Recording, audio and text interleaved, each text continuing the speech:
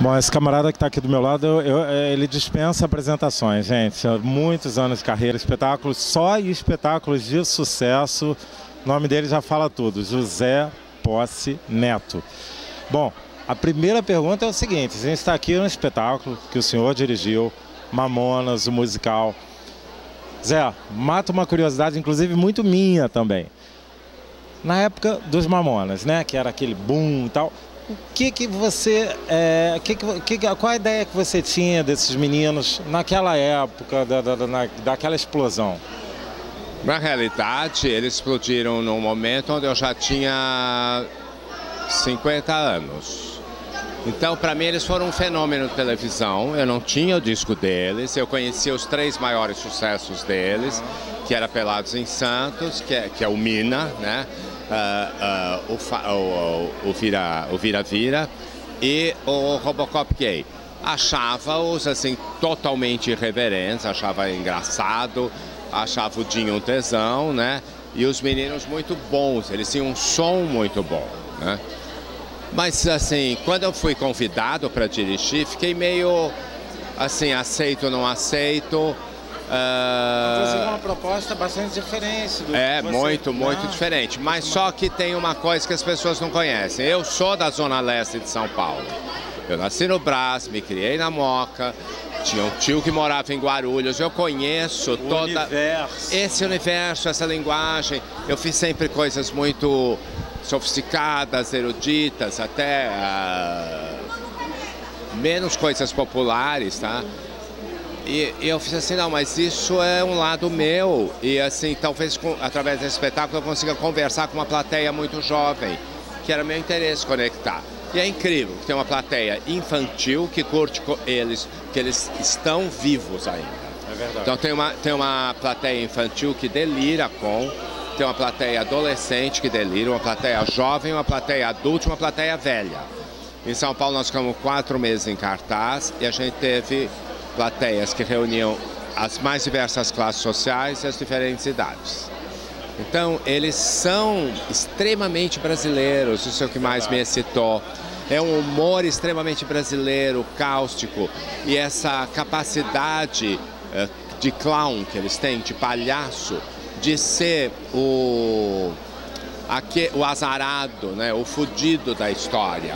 Por isso nunca foram incorretos, politicamente incorretos, porque eles se colocaram sempre na posição do errado, do que leva a bomba. Por isso todo o povo brasileiro se identificou com eles, né? Verdade.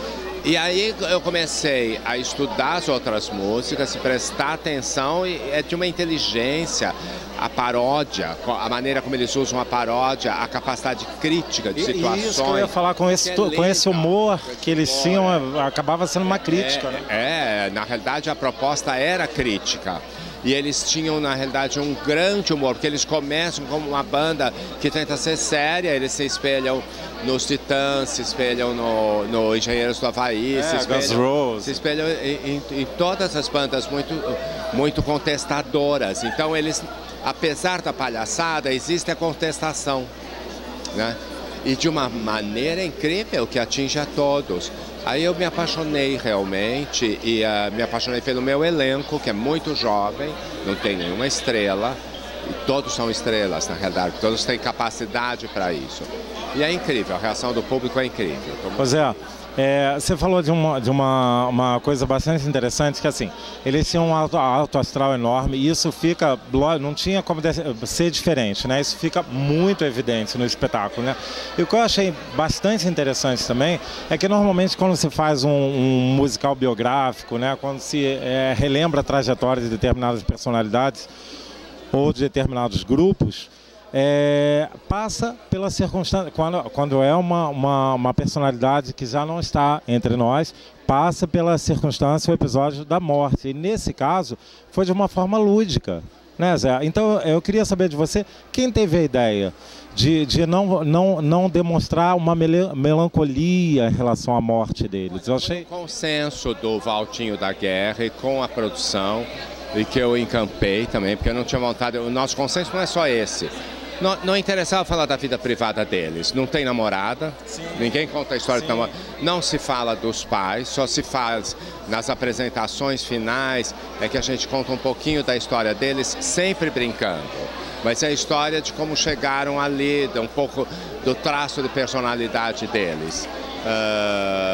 Porque o que é mais bonito é o sonho deles, a luta e a realização desse sonho, a resposta do sucesso e a fatalidade. Eu uso no final, aí eu criei isso, interromper uma música que tinha uma frase incrível, que era da época do Utopia, que é se perguntando se isso era a vida ou o que era, né? Será pois aí entra a coisa do lúdico, quer dizer, já é uma coisa tão evidente que não precisa estar explícito ali, né, Zé? E eu interrompo a música, né? Interrompo para som, breca tudo. O dia que eu tive essa ideia, eu cheguei na sala de ensaio e falei, eu quero fazer isso, o maestro logo percebeu o que era, jogou, e aí a produção, que nem sabia do que eu estava fazendo, ficou pasma, se emocionou. Mas eu tinha uma grande dúvida se isso não pareceria uma brochada, sabe? Assim, terminar num porque não estava terminando o musical numa apoteose. Eu falei, mas a vida deles, eles viveram uma apoteose desde o momento que eles se transformaram em Mamonas, que durou só 7 meses e meio, e na realidade então é um show interrompido. Né? A morte deles é um show interrompido, é uma apoteose interrompida. Então eu breco ali. É impressionante como é que um show interrompido até hoje está eternizado, né? 20 anos depois. Eles estão vivos, são eternos. Zé, obrigado mesmo. Não tem palavras para agradecer, viu? Cada vez mais saúde e sucesso, tá bom?